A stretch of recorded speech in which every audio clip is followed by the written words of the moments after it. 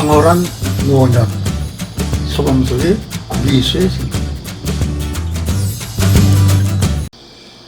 20, 30년 전만 해도 인생 70고일회라고 70이 되면 고이잔치를 거창하게 치르고 나서 뒷방신세가 되었다.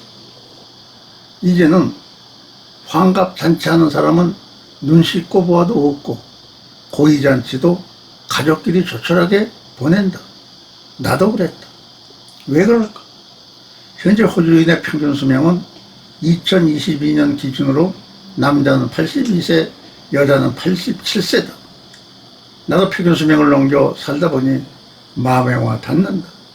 살만 하니까 건강에 대한 관심이 높아지고 인터넷에서 각종 건강 정보가 쏟아져 나오는 것도 한 원인. 그런데 나는 말이 되는지 모르지만 이를 한번 다른 측면에서 들여다보고 싶다. 통영에서 서울로 8호를 운송하는데 수조에 작은 상어를 집어넣는다고 한다. 그러면 물고기들은 잡혀먹지 않으려고 열심히 싱싱한 상태로 서울까지 운송된다고 한다. 과거 농경사회에서는 환갑이 되면 전답을 자식에게 물려주고 편안하게 자식의 효도만을 바라보고 살았다. 재산을 물려받지 못한 가난한 집 자식도 늙은 부모를 봉양하는 것은 당연한 것으로 알았다. 이것이 사회 기본 질서이고 통념이었다. 그러나 경제가 산업화되면서 자식들은 고향을 떠나 대도시로 진출했고 자연히 부모 모시는 것이 소홀해졌다. 이 과정에서 사회는 큰 물살을 타고 효도라는 개념은 사라져버렸다. 이러니 노인들은 편안히 자식들의 효도만 쳐다보고 있을 수 없게 되었다. 그래서 나름대로 재테크도 하고 열심히 건강관리도 하게 되었다. 형편이 좀 좋은 노인들은 각종 취미생활을 개발하여 여가를 보내고 친구와의 교류도 활발하게 되었다. 이래서 요즘 노인들은 몇십 년 전의 노인보다 훨씬 젊어졌다는 것이 나의 생각이다. 조선시대에 먹고 사는데 지장이 없는 양반은 전 인구의 약 3% 정도였다고 한다. 이들은 오늘날의 노인 못지않게 멋있게 살았다. 먹고 사는 것은 향리에 전답이 있어 노후 자금은 문제 없겠다. 적당한 시기가 되면 벼슬을 고사하고 마음에 맞는 친구들과 어울려 문사, 철, 즉 문학과 역사와 철학을 논하는 한편 각자 창작한 시, 서, 화를 서로 품평하고 악금, 가물을 즐기며 인생의 완성을 추구하였다 하나. 여기에 사와 어를 즐겼다.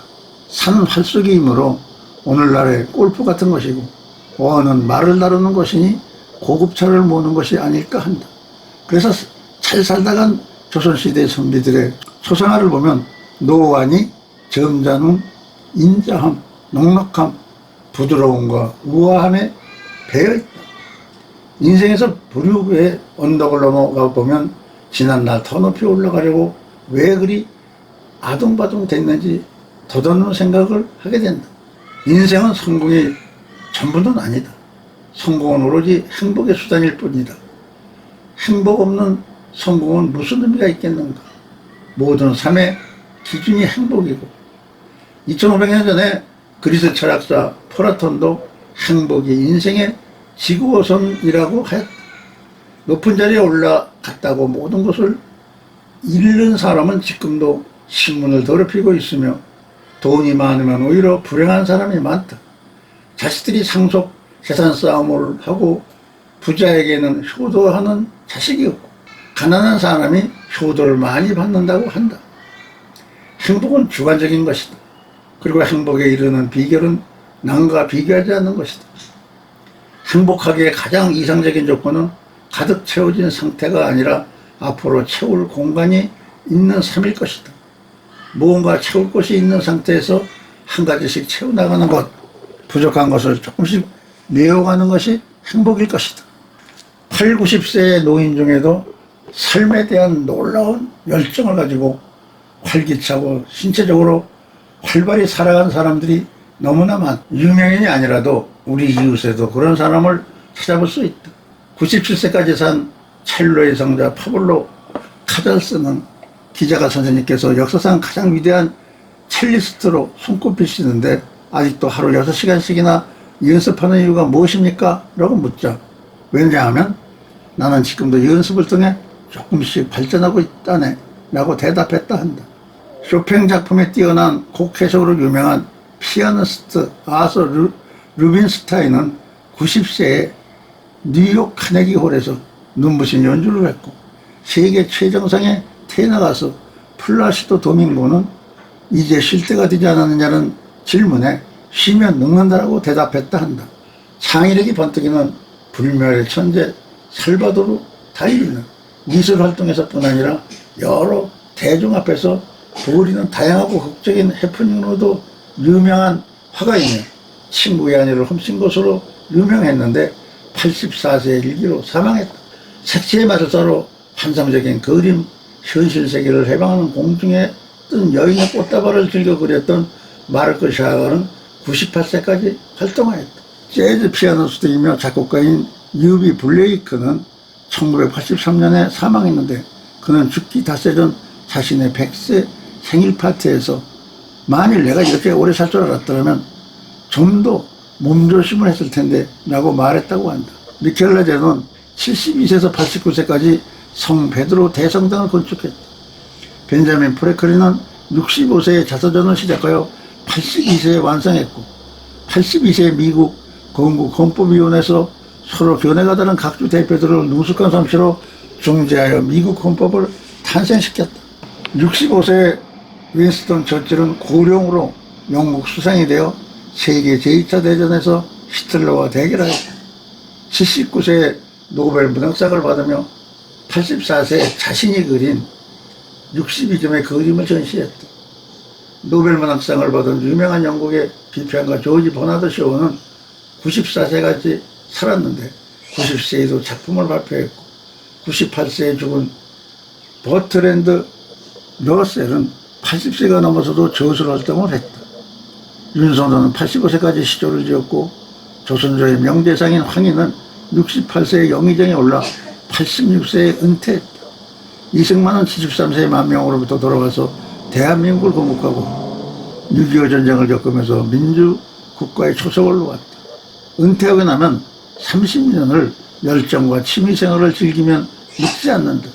열정을 가지면 마음이 늙지 않고 마음이 늙지 않으면 육체도 건강해진다.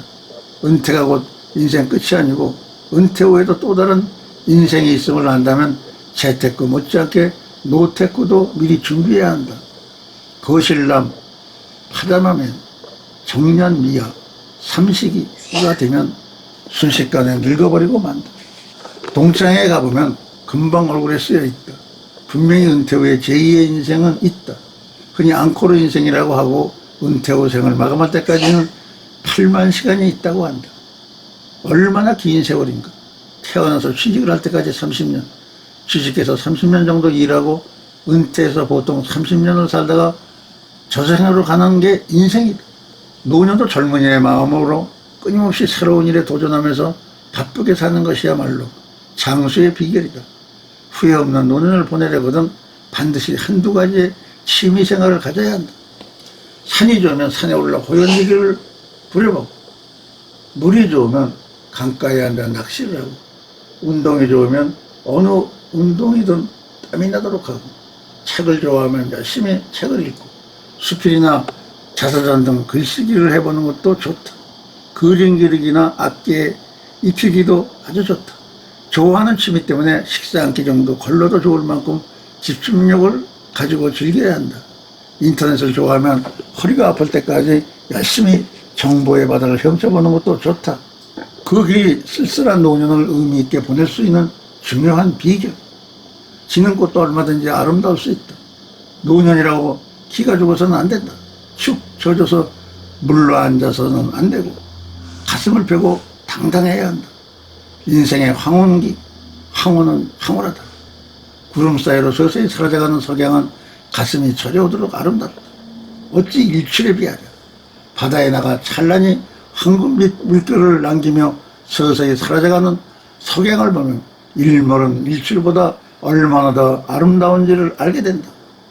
노년은 사냐의 눈이 시리도록 쌓인 백설처럼 장엄하면서 밤하늘에 높이 뜬 샛별처럼 은은하게 빛날 수 있다. 노을빛 같고 신눈빛 같고 별빛 같은 나이, 그것이 노년이다. 모두 마음먹기에 달려있고 하기 나름이다. 자기관리만 잘하면 황홀한 노년을 보낼 수 있지 않을까. 감사합니다.